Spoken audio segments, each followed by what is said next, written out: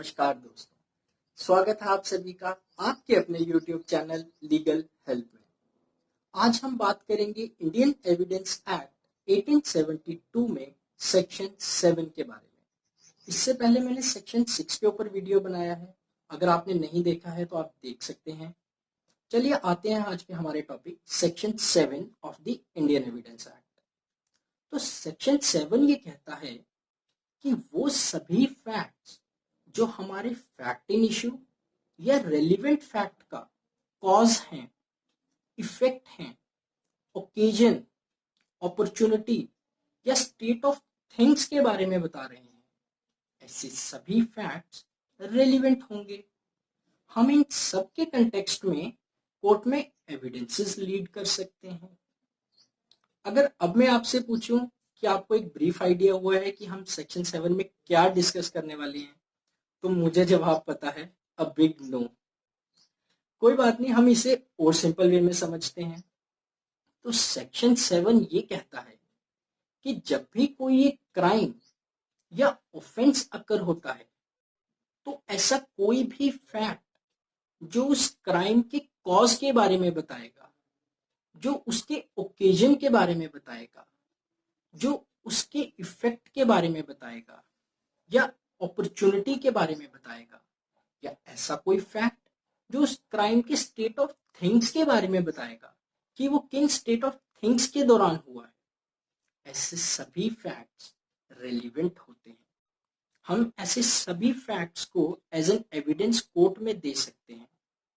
तो सेक्शन 7 5 की पॉइंट से डील करता है: occasion, cause, effect, opportunity and state of things.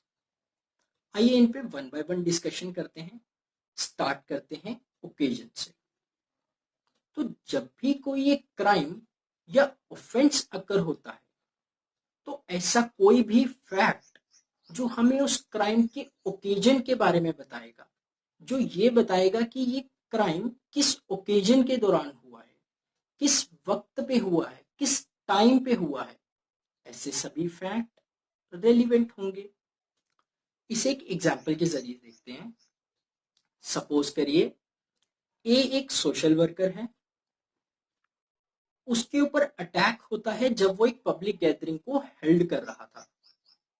तो देखिए, ए के ऊपर अटैक होना, किस ओकेजन के दौरान अटैक हुआ उसके ऊपर, जब वो एक पब्लिक गैदरिंग को हेल्ड कर रहा था। तो देखिए, उसका अटैक होना कब, एक पब्लिक गैदरिंग को हेल्ड करते हुए। तो देखिए, ये कहीं ना कहीं हमें इस क्राइम के ओकेजन के बारे में बता रहा है कि किस ओकेजन पे उसके ऊपर अटैक हुआ, जब वो एक पब्लिक गैदरिंग को हेल्ड कर रहा था। इसी तरीके से ऐसा कोई भी फैक्ट जो हमें एक क्राइम के ओकेजन के बारे में बताएगा, वो फैक्ट रेलिवेंट होगा। इसे एक और सिंपल वे में समझते हैं।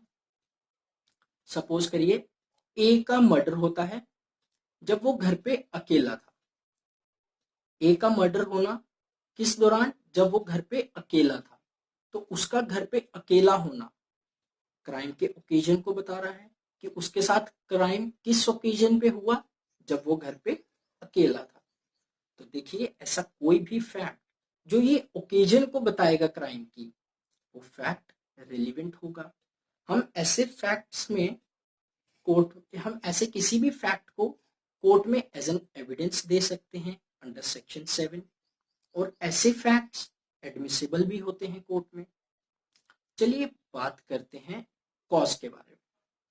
तो जब भी कोई एक क्राइम या ऑफेंस अकर होता है तो उस क्राइम के पीछे का जो भी कॉज होगा, या ऐसा कोई फैक्ट जो ये बताएगा कि ये क्राइम क्यों हुआ, आखिर क्या कारण था इस क्राइम के पीछे का, तो कोई भी ऐसा फैक्ट जो एक क्राइम का कॉज बताएगा, वो फैक्ट भी रेलिवेंट होगा। इसे भी एक एग्जांपल के जरिए समझते हैं।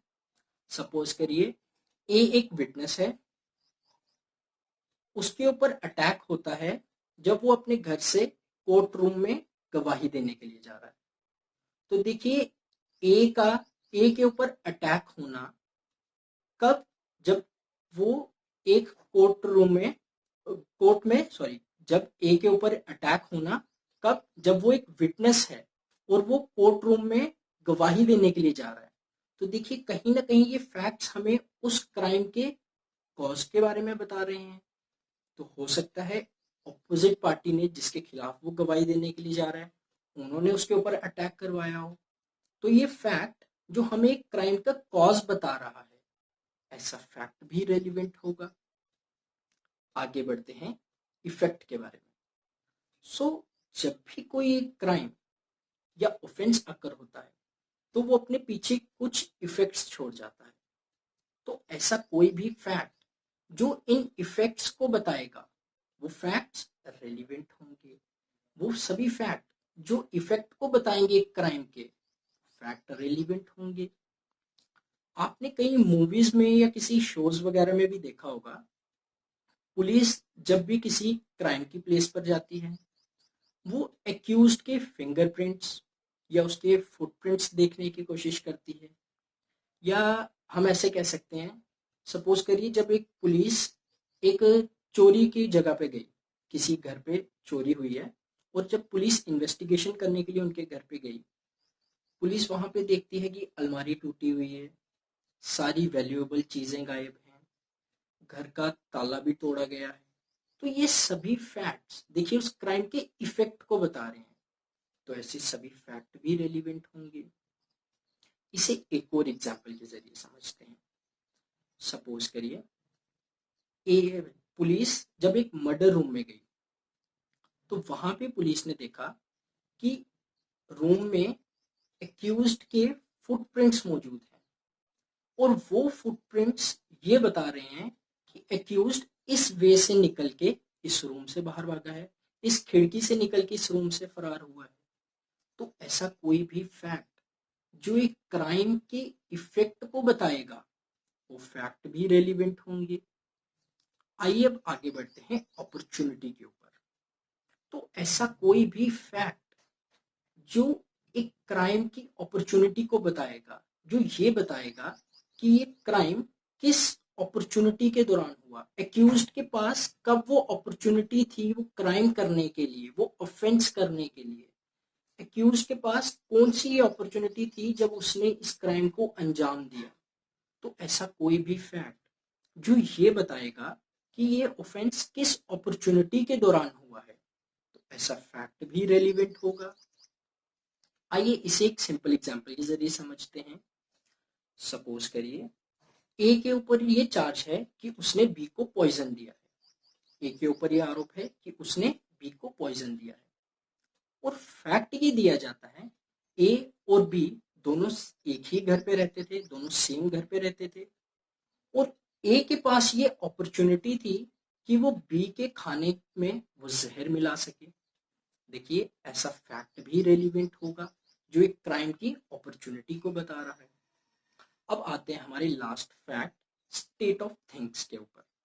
सो ऐसा कोई भी फैक्ट जब भी कोई एक क्राइम होता है तो ऐसा कोई भी फैक्ट जो ये बताएगा कि ये क्राइम किन स्टेट ऑफ थिंग्स के बीच में हुआ है, आखिर क्या बैकग्राउंड था इस क्राइम के पीछे का, ऐसा फैक्ट भी रेलिवेंट होगा। इसकी भी एग्जांपल देखते हैं। सपोज करिए, जी हाँ, सपोज करिए एक विडो के ऊपर यह आरोप है कि उसने अपने बेटे को मार दिया, और फैक्ट ये दिया जाता है कि उस विडो का किसी और के साथ अफेयर चल रहा था, और उसका ये बेटा उसकी शादी में रुकावट बन रहा था। तो देखिए ये फैक्ट हमें उस क्राइम के बैकग्राउंड के बारे में बता रहा है, उस क्राइम के पीछे के किन स्टेट ऑफ थिंग्स के बीच में ये क्राइम कमिट किया गया है उसके बारे में बता रहा है। तो ऐसा कोई भी फैक्ट जो एक क्राइम के स्टेट ऑफ थिंग्स के बारे में बताएगा, उसके बैकग्राउंड के बारे में बताएगा, वो फैक्ट भी रेलिवेंट होगा। सो अभी तक की हमने डिस्कशन में सेक्शन 7 के 5 की पॉइंट्स के बारे में डिस्कस किया। Cause, occasion, effect, opportunity, state of things. So ऐसा कोई भी फैक्ट जो एक क्राइम या ऑफेंस के बारे में इन 5 की पॉइंट्स के बारे में डिस्कस करेगा, या हम ऐसे कह सकते हैं कि ऐसा कोई भी फैक्ट जो क्राइम की ओकेजन के बारे में बताएगा या उसके कॉज के बारे में बताएगा, या उसके इफेक्ट्स के बारे में बता रहा होगा, या फिर ये बताएगा कि वो क्राइम किस अपॉर्चुनिटी के दौरान हुआ है या किन स्टेट ऑफ थिंग्स के बीच में वो क्राइम हुआ है। तो ऐसा फैक्ट भी रेलिवेंट होगा। ऐसे सभी फैक्ट्स रेलिवेंट होंगे अंडर सेक्शन 7। सो इसी सेक्शन में कुछ इलस्ट्रेशंस दिए गए हैं, हम उन इलस्ट्रेशंस के जरिए भी इन्हें समझने की कोशिश करते हैं। तो बात करते हैं हमारे पहले इलस्ट्रेशन के ऊपर। एक ट्रायल के दौरान ये क्वेश्चन अराइज होता है कि क्या ए ने बी को लूटा है, वेदर ए रॉब्ड बी। और फैक्ट ये दिया जाता है कि लूट के कुछ वक्त पहले बी एक मेले में गया, अपनी उस मनी के साथ एक मेले में गया और उसने किसी थर्ड पर्सन को ये मनी शो की, ये बताया कि मेरे पास ये मनी है। तो हो सकता है जब वो मनी किसी थर्ड पर्सन को शो कर रहा था, ए ने भी वो देख लिया हो। तो ऐसा फैक्ट देखिए, ये उसका किसी थर्ड पर्सन को एक मेले में जाके मनी शो करना, उसके पास मनी होना, कहीं ना कहीं इस क्राइम के कॉज को बता रहा है और साथ में ये ओकेजन भी बन रहा है। तो ऐसा फैक्ट रिलीवेंट होगा। एक लास्ट इलस्ट्रेशन के ऊपर डिस्कशन करते हैं। एक ट्रायल के दौरान एक क्वेश्चन अराइज होता है कि क्या ए ने बी का मर्डर किया है। और फैक्ट ये दिया जाता है कि जब एक्यूज्ड और डिसीज के बीच में मर्डर की ट्रांजैक्शन चल रही होगी, तो उनके बीच में जरूर कुछ ना कुछ स्ट्रगल हुई होगी, फाइट हुई होगी। तो उस फाइट, उस स्ट्रगल के दौरान जो मार्क्स प्रोड्यूस हुए ग्राउंड पे, वो फैक्ट भी रेलिवेंट होंगे। क्यों? क्योंकि वो एक क्राइम के इफेक्ट के बारे में बात कर रहे हैं। तो ऐसा कोई भी फैक्ट, जैसे मैंने आपसे पहले डिस्कस किया, इफेक्ट के बारे में बताएगा तो वो फैक्ट भी रेलिवेंट होगा। इसी के साथ हमारा सेक्शन 7 यहाँ पे कवर होता है। आई होप आप सबको ये समझ आया होगा। तो अगर आपको कोई भी डाउट हो, आप मेरे से कमेंट बॉक्स में कमेंट